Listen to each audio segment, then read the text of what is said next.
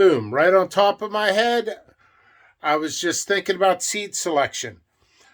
I've been working on my crosses 4 or 5, 6 years, 7 years on some of them. Also, every year when I'm working on something that's not released, I do seed selection. I did seed selection for the 7-pot brown. It's a 7-pot brown JP for, was it 8, 9 years now? And I seed selected seeds from the largest pepper. Sometimes people go for flavor, heat, or size. For the 7-pot brown JP, I went for size. And I made it considerably larger.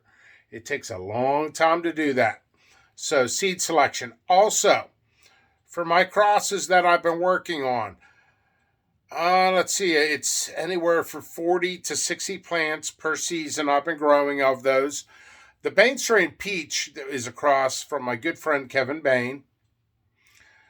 Well, I ended up, Anyway, I ended up growing, let's see, what did I grow for 3 seasons, and he grew it for 1 or 2. Can't remember. I have to check it in my records. Just top of my head video.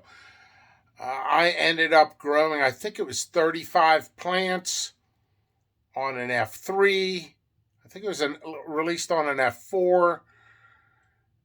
And that was released at, just to make sure everything was okay, I think it was 65 plants for the Bain strain peach.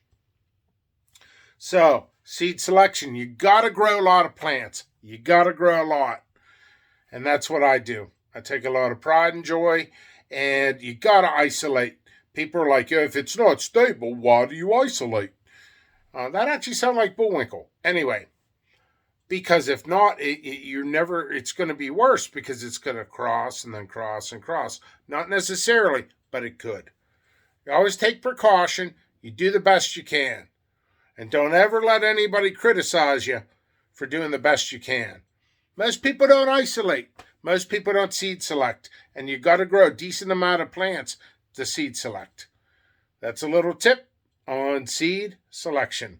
Isolate seeds, jppepperseeds.com.